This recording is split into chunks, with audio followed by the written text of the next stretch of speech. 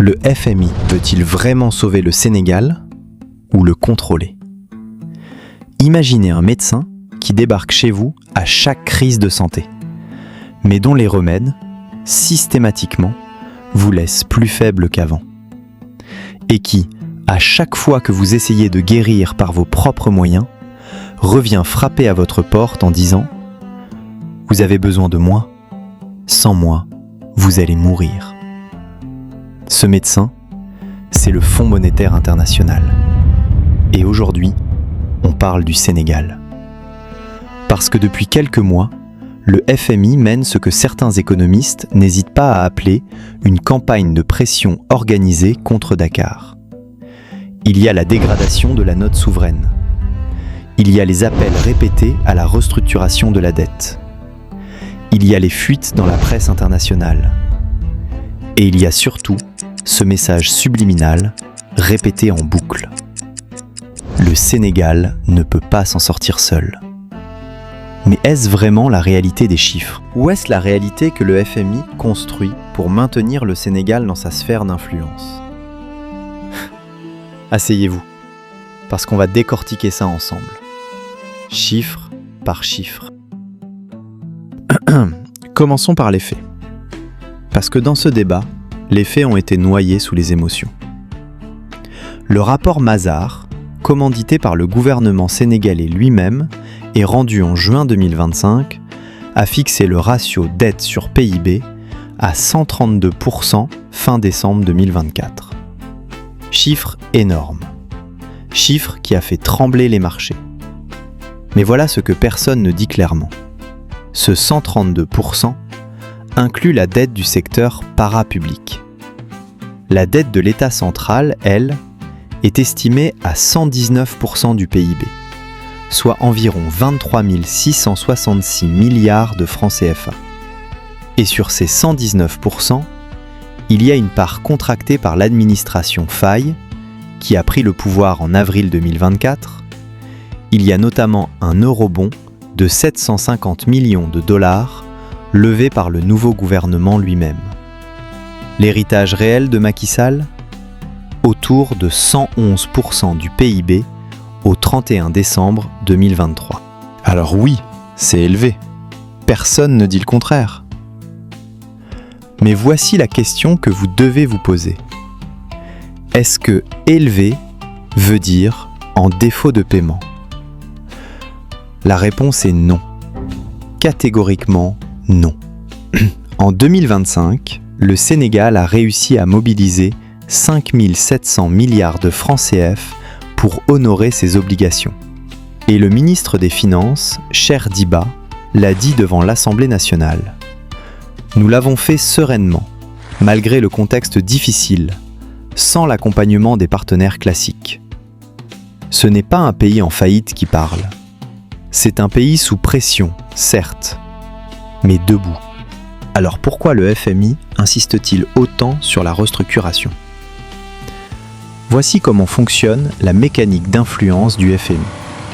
C'est subtil, c'est rodé, et ça dure depuis des décennies. Étape 1, faire monter la peur. On commence par des déclarations alarmistes sur la soutenabilité de la dette.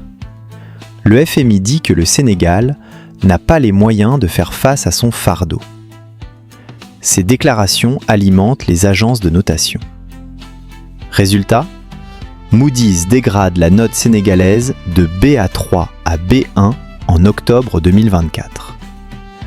Les taux d'emprunt sur les marchés augmentent. Le Sénégal est obligé d'emprunter plus cher. Pratique, non ? Plus vous criez que quelqu'un est en danger, plus vous rendez le danger réel. Étape 2, proposer la solution. La restructuration de la dette. Le fameux programme d'ajustement structurel, qu'on appelle désormais autrement, mais qui reste la même chose. Et ce programme, on le connaît depuis les années 80.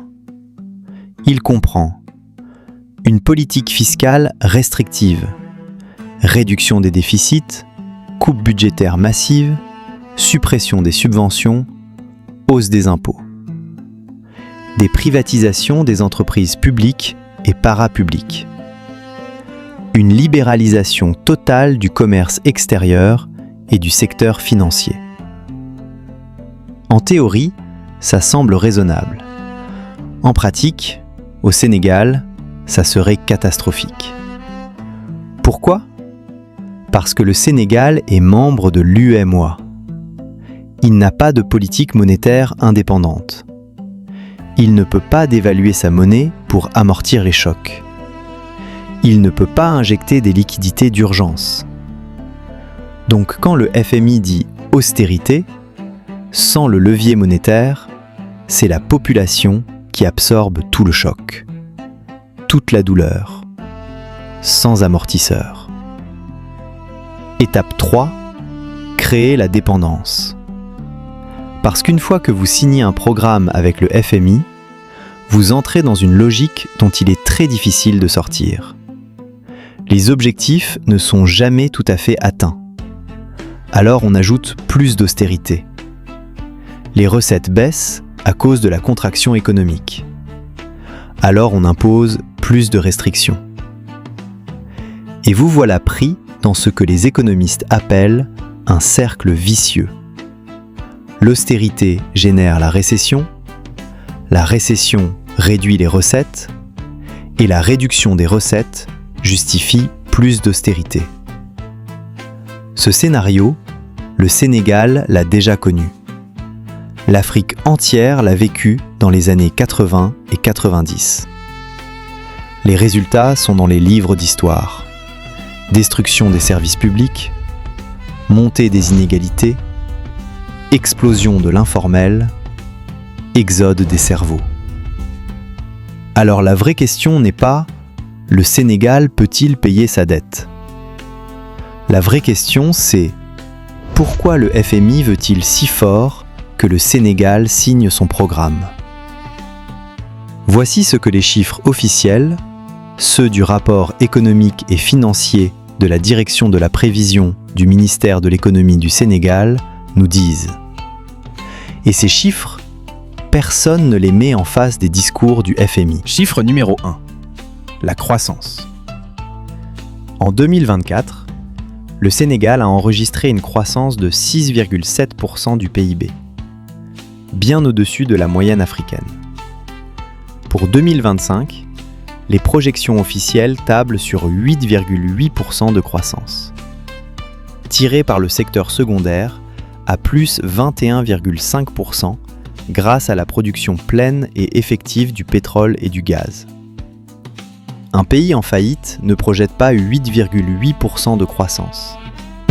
Il s'effondre. Chiffre numéro 2. Le pétrole et le gaz.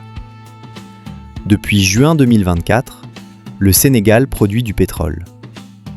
Il entre dans une nouvelle ère. La valeur ajoutée du secteur pétrole et gaz représente déjà 8% du secteur secondaire. Et pour 2025, la production d'hydrocarbures en année pleine devrait générer des revenus substantiels d'exportation, notamment en pétrole, or, acide phosphorique et produits horticoles. Ces revenus futurs sont précisément ce qui rend le Sénégal moins dépendant du FMI. Et peut-être, c'est exactement pour ça que le FMI insiste autant maintenant. Parce que dans 5 ans, si le Sénégal gère bien ses ressources, il n'aura peut-être plus besoin de Bretton Woods. Chiffre numéro 3. Le déficit en réalité. Le gouvernement sénégalais a projeté un déficit de 7,1% du PIB pour 2025. Mais en retraitant les engagements antérieurs, subvention Sénélec de 80 milliards, secteur des pétroliers pour 300 milliards, le déficit réel descend à 5,4% du PIB. Et si on intègre les régularisations BTP pour environ 400 milliards, on tombe à 3,5% du PIB. Autrement dit, sans les héritages de l'ancien régime à solder, le Sénégal serait déjà quasiment dans les clous de l'UEMOA. Ça, le FMI n'en parle pas. Ça ne rentre pas dans le narratif de la dette insoutenable. Alors que fait le Sénégal face à tout ça ? il résiste et il construit une alternative sérieuse. Le ministre Cheikh Diba l'a martelé devant le Parlement. De grâce, ne nous parlez plus de restructuration. Si le Sénégal était dans une situation où la restructuration était nécessaire, je serais le premier à l'assumer pleinement. Mais nous ne sommes pas dans cette situation. Pour le reste, la restructuration n'est pas envisageable. Ça, nous sommes formels. Dans les discussions, nous avions des divergences sur les critères, sur les hypothèses macroéconomiques. Nous avions des divergences sur l'ajustement. Nous avions des divergences sur le press. Nous avons travaillé à se rapprocher, à défaut d'avoir une convergence parfaite, au moins à se rapprocher en tout cas, à réduire l'amplitude de nos écarts. La seule problématique aujourd'hui qui vaille, c'est la problématique du financement, comme nous l'avons dit tout à l'heure. Et nous y travaillons, nous savons ce que nous faisons. Mais nous travaillons parfois, il faut surprendre dans les mesures. Le fond, c'est ce que nous faisons et nous discutons avec. Je vais terminer par un point. Ne pensons pas que ce que nous sommes en train de dire est en réalité. Fi ñu jëm li ñuy wax ni xam nañ ko bu baax a baax te duñu ay borom xel yu sëgg ñu ngi sant yàlla bu baax buñ ko defee on arrivera à atteindre nos objectifs. C'est fort. Et c'est courageux dans un contexte où les marchés regardent. Mais la résistance seule ne suffit pas. Il faut une stratégie. Et cette stratégie existe. Premier pilier, la transparence totale.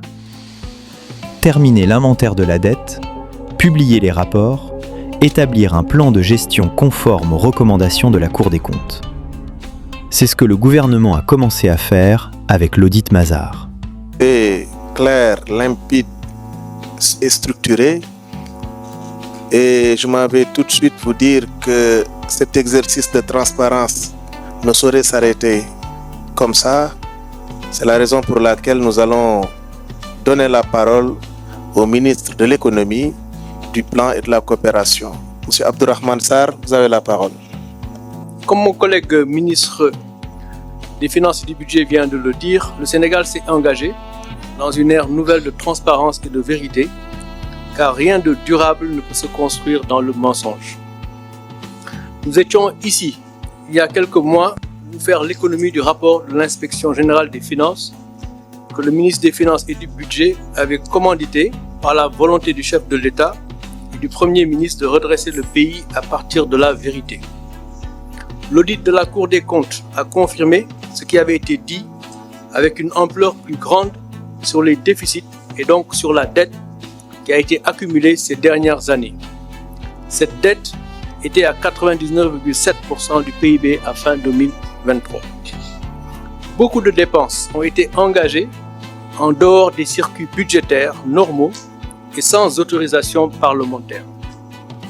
Ceci a été rendu facile par des pratiques budgétaires qui consistaient, d'une part, à effectuer des transferts budgétaires dans des comptes de dépôt de l'État afin de pouvoir effectuer des dépenses supplémentaires non autorisées et pouvoir assurer le service de la dette cachée, contractée sans autorisation parlementaire. Certaines de ces dettes, dans une moindre mesure, venaient du secteur bancaire local, mais surtout de décaissements sur des projets financés sur ressources extérieures parce que l'argent était disponible auprès des partenaires. Pour donner un caractère légal à ces pratiques, les autorités sortantes donnaient des lettres de confort ou des lettres de couverture budgétaire afin que les travaux en question, non prévus par les lois de finances votées, puissent se faire. Deuxième pilier, renégocier sans restructurer. Il est possible de renégocier les maturités des euro-obligations et des prêts commerciaux à taux élevés, sans passer par une restructuration formelle. Il est possible de convertir des prêts bilatéraux à court terme en financement concessionnel. Il est possible de diversifier les partenariats, Chine, Turquie, Inde, pays du Golfe. la Chine a déjà accepté de convertir une partie de la dette du Kenya de dollars en yuan avec réduction des taux. Ces instruments existent.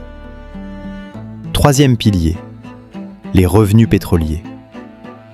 La création d'un fonds de stabilisation et d'un cadre transparent d'exploitation des ressources naturelles peut réduire structurellement le poids de la dette sur le long terme. Mais, et c'est important, il y a une condition pour que cette stratégie fonctionne. Il faut que le gouvernement sénégalais reste cohérent. Il ne peut pas dire non à la restructuration du FMI d'un côté et de l'autre, emprunter à des taux prohibitifs sur les marchés en espérant que ça passe. Il faut un plan clair, un cap fiscal crédible et une communication transparente avec la population qui paye le prix de cet ajustement. Parce que le peuple sénégalais paye. La taxe sur le mobile money, la taxe sur les véhicules importés, les coupes dans les transferts courants, les retards de bourses étudiantes. Ce sont les Sénégalais qui portent le coût d'une dette qu'ils n'ont pas toujours vue être contractée. La question de fond, souveraineté ou dépendance? Derrière la question de la dette, il y a une question plus profonde. C'est la question de la souveraineté économique. Le Sénégal a dit non à la restructuration du FMI. Ce n'est pas un refus irrationnel, ce n'est pas de l'orgueil mal placé. C'est le choix d'un pays qui dit « Nous allons gérer notre crise avec nos propres termes, pas avec vos conditionnalités, pas avec votre agenda. » Et cette posture est légitime, elle est même nécessaire. Parce que regardez les données historiques. L'Argentine a fait défaut à moins de 30% d'endettement, parce qu'elle empruntait en monnaie étrangère et n'avait aucun levier. Le Japon est endetté à près de 250% de son PIB et ne fera jamais défaut parce qu'il emprunte en yens, dans sa propre monnaie. Ce que ces exemples nous enseignent, c'est que le ratio dette sur PIB n'est pas une vérité absolue. C'est un indicateur parmi d'autres. Et en faire le seul critère de viabilité, c'est précisément le piège que le FMI utilise pour imposer son agenda. Alors voilà où on en est. Le Sénégal a une dette élevée, c'est un fait. Ce n'est pas contestable. Mais le Sénégal a aussi du pétrole, du gaz, de l'or. Une croissance projetée à près de 9%. Une jeunesse dynamique. Une stabilité politique envieuse dans une région en feu. Et surtout, il a un gouvernement qui dit non à la dépendance. Le FMI n'est pas l'ennemi absolu, mais ses conditionnalités classiques sont inadaptées à la réalité sénégalaise. Et sa pression actuelle ressemble davantage à une stratégie de reconquête d'influence qu'à un vrai souci du peuple sénégalais. La véritable restructuration dont le Sénégal a besoin, ce n'est pas celle de sa dette, c'est celle de sa relation au financement extérieur. Moins de dépendance au marché spéculatif, plus de ressources internes mobilisées, plus de coopération sud-sud, et une vision claire, la vision Sénégal 2050, qui doit guider chaque choix budgétaire. Une dette bien analysée, bien gérée, ne conduit pas à la faillite. Elle peut devenir un outil de souveraineté, un levier pour le plein emploi, une voie vers la justice économique et sociale. Mais pour ça, il faut des dirigeants courageux et un peuple informé. C'est exactement pourquoi ce genre de conversation compte. Et je vous remercie solennellement de m'avoir écouté jusqu'ici. Merci. Tous les travaux que nous avons réalisés nous permettent de voir ou d'entrevoir la possibilité de sortir de cette situation sans avoir besoin d'une restructuration. Nous considérons que de l'analyse que nous en avons faite, notre dette est viable, puisque nous nous débrouillons pour la rembourser depuis 1 an et demi, au plus sans aucun programme.